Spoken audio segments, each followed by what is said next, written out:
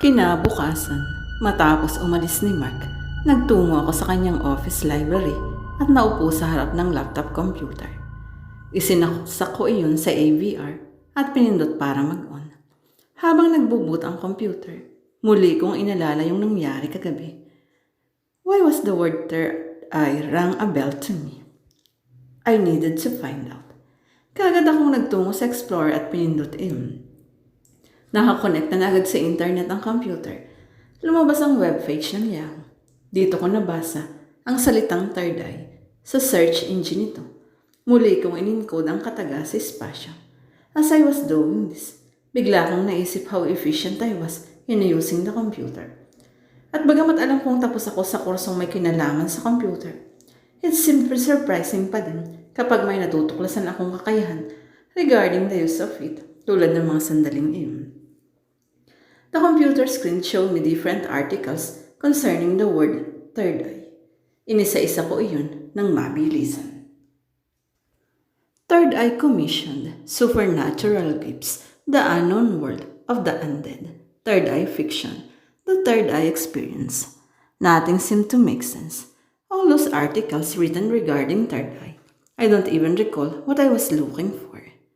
Naghanap ako ng clue tungkol sa aking alaala. Base sa dalawang salita, iyon na parang hindi ko naman maunawaan kung ano ang kahulugan. And suddenly, something caught my eye among the articles. This one definitely rang a bell. It says there, The Third Eye Oracle.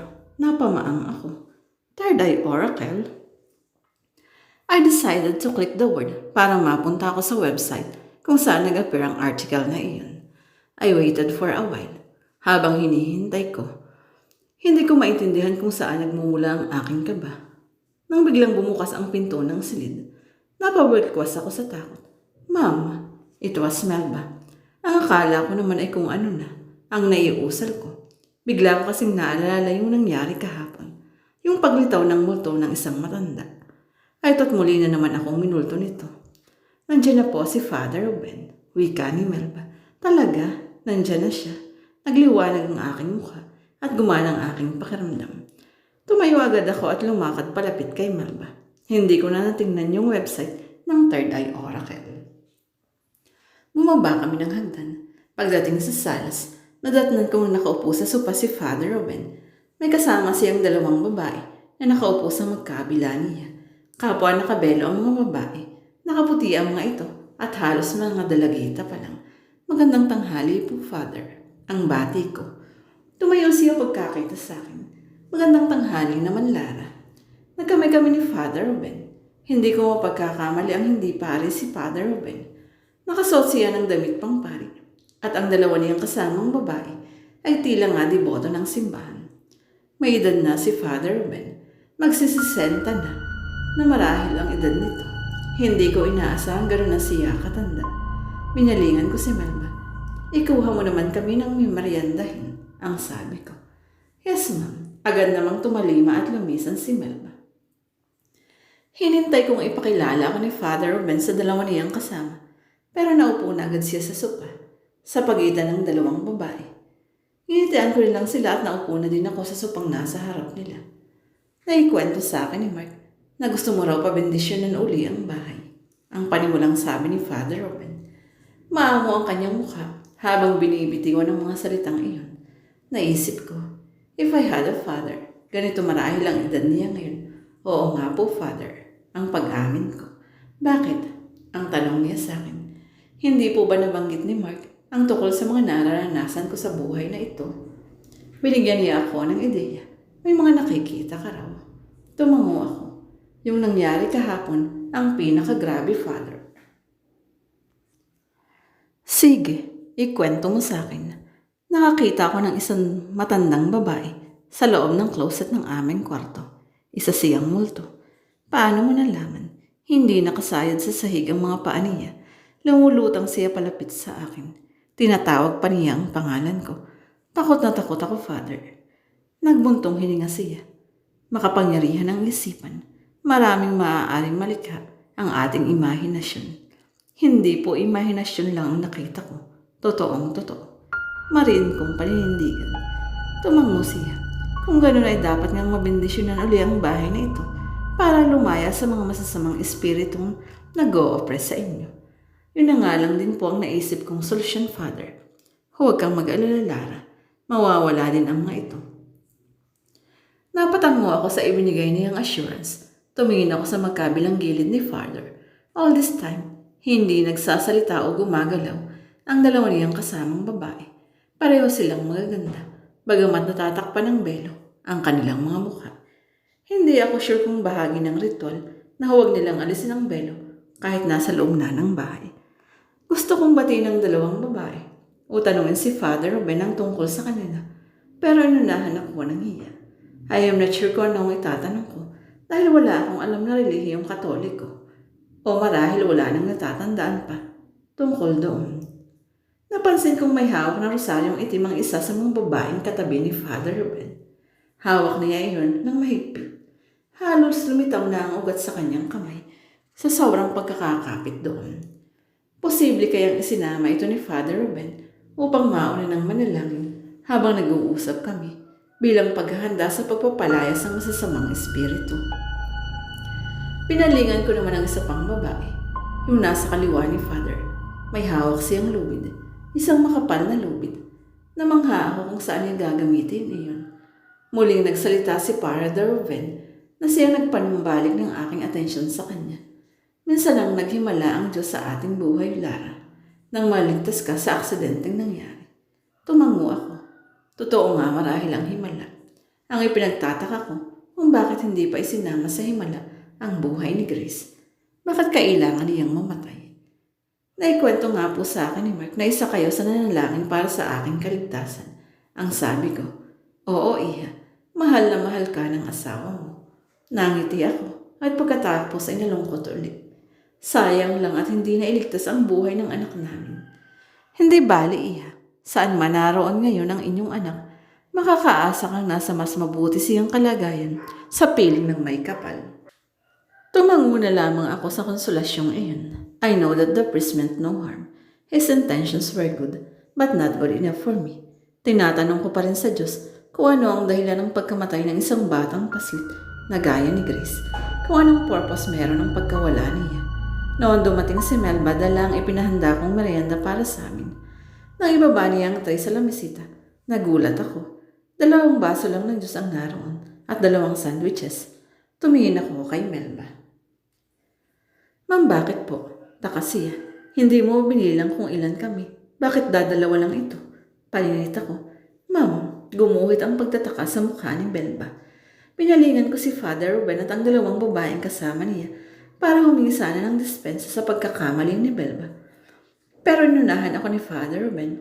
Lara, sino pa bang ibang taong tinutukoy mo? Tayo lang ng 2 ang nandito.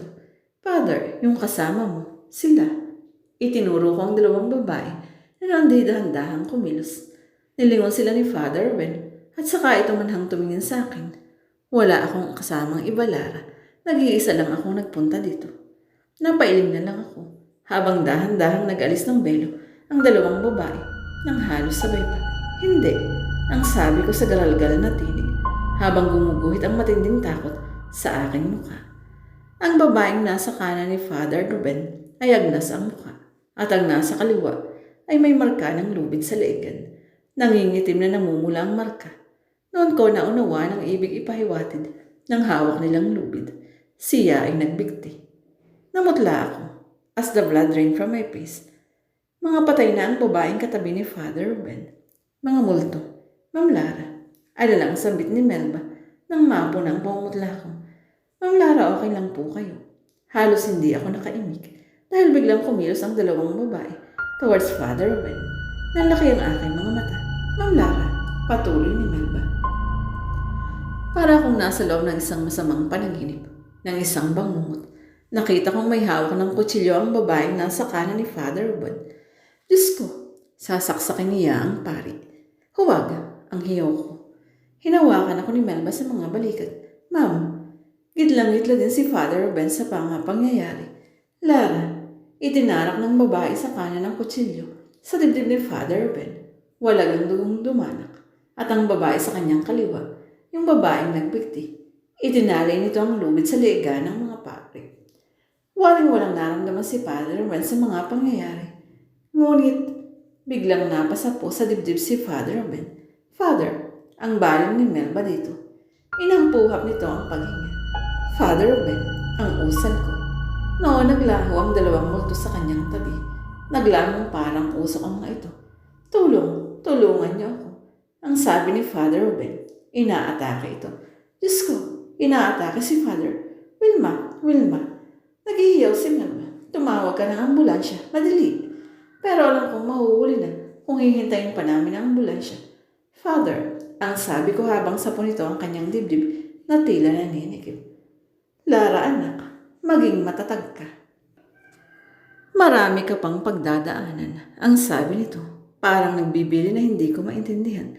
Father, naiyak na lang ako. I knew I had to do something. Melba, tulungan mo ako.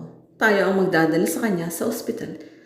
Pinagtulungan namin mabuhat si Father Ruben. Paglabas ng bahay, sinalubong kami ng driver na si Mang Lito. Isinakay namin si Father Ruben sa kotse. Ilang saglit pa'y nasa kalye na ang aming sasakyan. Nakaupo ako sa harap, kung saan nakaupo noon si Grace, ang aking anak ng maganapang aksidente. Si Lito ang nagdadrive. Mabilis ang patakbo niya ng sasakyan. Singbilis din marahil ng patakbo ko, kaya kami na aksidente ni Grace. Habang nagaganap ang mga pangyayaring ito, parang bumamalik din sa aking alaala ang mga kaganapan noong gabing kami maaksidente. Nakita ko ang sarili ko sa driver's seat. Iyak ako ng iyak, pero determinado kong pinapatakbo ng mabilis ang sasakyan. Nakatingin sa akin si Grace, ang maganda at maamo niyang mukha. She was only 7, but she looked a lot older than her age at that time. It was as if she knew what is about to happen. Narinig ko ang tinig niya habang sinasabing, "Don't worry, Mommy." Parang si Grace pa ang nagko-console sa akin. Napansin kong hindi siya nakaseatbelt. Was that the reason kung bakit siya namatay sa aksidente? I was careless. Hinayaan ko siyang hindi mag-seatbelt. Why do I feel so guilty sa pagkamatay niya? Yet hindi ko naman alam ang eksaktong dahilan. And why am I feeling so responsible sa kanyang pagkamatay? Na para bang plinano ko ito. Na ako mismo ang kanyang ina, ang pumatay sa kanya. I killed my own daughter. It was a nightmare being on that situation all over again. Before I knew it, nasa tapat na kami ng hospital. The same hospital where I came from, kung saan ako nagpagaling after the accident. Bumaba si Lito para tumawag ng mga hospital aid. Nanatili ako sa aking kinauupuan. Hindi ako makakilos. Ma'am, tara na po. Yaya ni Lito sa akin. Nakita kong pinagtutulungan na ng mga hospital aid na buhatin ng katawan ni Father Ruben para ilagay sa stretcher. Nakita ko ang sarili ko sa kaparehong sitwasyon. Inilagay din ako sa stretcher. Duguan ng aking noo. Wala akong malay. Isinugod sa emergency ward si Father Ruben.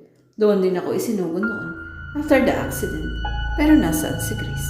Bakit hindi siya isinugod sa ospital ding iyon after the accident?